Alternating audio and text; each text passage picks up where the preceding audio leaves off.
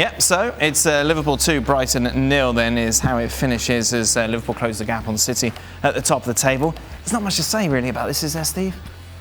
No, as soon as Diaz scored, the game was pretty much over. Brighton do what they do, pass the ball nicely, but I've got pretty much not a lot going forward. And yeah, it was comfortable in the end. I was a little wary first 10 minutes, to be honest. Well, you just... wary? Well, Brighton have given Liverpool trouble over the last 12, 18 months. Right. And they came back from 2 down at Anfield as well. But as I said, after the first goal, I was comfortable.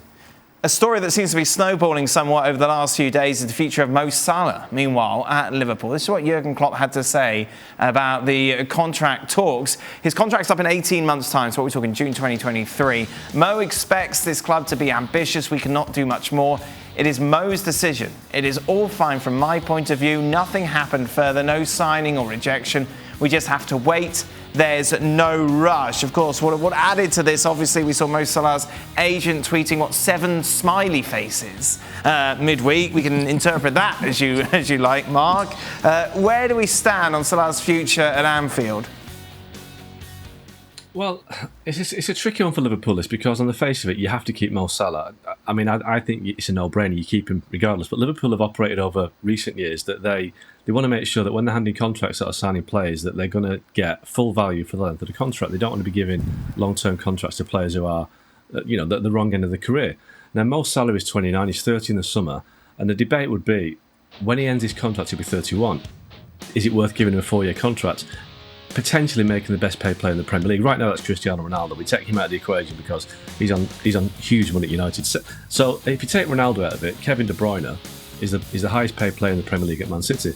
Now, for me, Mo Salah is as important to Liverpool as Kevin De Bruyne is to Man City, if not more important. So, and I think that when you get to 33, 34, I think Mo Salah will still be able to contribute a great deal to Liverpool. So Liverpool have to weigh up whether they think it's a smart move long-term to give Mo Salah the contract that he wants. He'll want to be the best player in the Premier League. I think he's earned it. The problem is, Sadio Mane is out of contract at the end of the next season as well. So what do you do with him? Because he's not far behind Salah in terms of importance. So this is the Liverpool situation. It's not a football decision, it's a business decision. But I think it'd be a bad business decision to let Mo Salah run his contract down, because if he goes for nothing at the end of next season, that'll be a disaster for Liverpool. That'll be terrible. I don't think he'll go this summer. I don't think anyone's got the money to buy him, because I think Erling Haaland's the big guy this year, Mbappe, maybe Harry Kane. But Liverpool need to really get their act together with Salah, because he, for me, is their talisman. I'd just give him what he wants. The problem with that, Stephen, you were talking about this before we came on air, is the domino effect that could have. Yeah, I mean, it's funny how we're talking about who's more important than anybody else. I would suggest that Firmino and Mane are less important. And they're even more or less important because they've signed Jota and Diaz, because those two could step in and fill their boots, in my opinion. Salah is the one that there's nobody to fill his boots, as is Van Dijk at the back. So basically those two guys, and if I'm Van Dijk and I see Mo Salah getting the king's ransom, then I'm chapping on the door. Right. That's what happens. So that's another problem for them. But I think they've got to be strong. I think sometimes you have to go out with your business plan, because Liverpool have been operating quite a sensible pay scale with the players, as good as they are. But sometimes you get a player that you have to go the extra mile for, and I would definitely do that for Salah, and I would do it for Van Dijk. Right. The other ones, if they turn around and say, well, he got that, and if you don't do this, I'm going, then I would be strong and say, right, this club's been around for a long time, and this club's won a lot of things before you came, and will win a lot of things after you go. So you have to decide who you play hardball with, and I would suggest Mane and Firmino would be, you play hardball. Right. The two guys that you make sure you keep as your cornerstones, you look after them. You agree, Don? Yeah, I think from what I hear, Dan, I think reading between the lines and what I've heard is they're quite way off in terms of what they want. But Liverpool are playing hardball in terms of what they're saying to Mo Salah. Well, you're not going to go anywhere in England, so you're not going to ruin your legacy there. So where else can you go? Bayern Munich wouldn't pay 500 grand a week. I don't think Real Madrid and Barcelona would as well. So they're sort of saying to Mo Salah, look, you're at a football club where you're absolutely adored. and they're quite a way off, but I think they'll end up getting it done.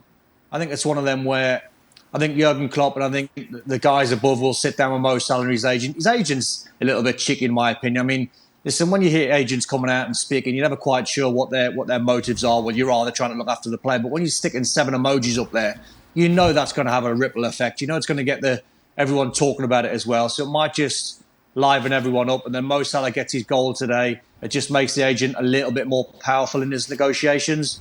They'll get the signing done. It might not be right now, but it might be somewhere in the summer, I think. Meanwhile, a significant result today at the bottom of the table. Brentford in action against Burnley. Brentford would win this by 2-0 to pile more pressure on Sean Dyche's side. They currently sit 18th. Everton just 1 point above them, but Everton do have 2 games in hand. This was huge, wasn't it, Don? It was. And it was huge for the teams like Newcastle, who I support, Dan, who are now 10 points clear and absolutely fine. Massive for Brentford. Well, we didn't ask that. Yeah. How many teams do you I know, support? but massive. Yeah, but still huge. Still huge for the likes of Brighton, Newcastle, Brentford. Massive for them now, because I think we could probably take Brentford and the teams above, and you start looking at Burnley, who are third bottom. I think the bottom 2 have gone. I think Norwich and Watford have gone. Now I think you're looking Everton, Burnley and Leeds. I think it's one of them 3 that will go. But that was a bad one for Sean Dyche's men. They could have done with taking a point from that game. Leeds Norwich is massive, isn't it, on Sunday? Just a reminder to keep up to date with all the latest news. Be sure to go over to our YouTube channel and subscribe to ESPN FC. Thank you very much for watching ESPN FC on YouTube. For more highlights, analysis and exclusive content, be sure to subscribe.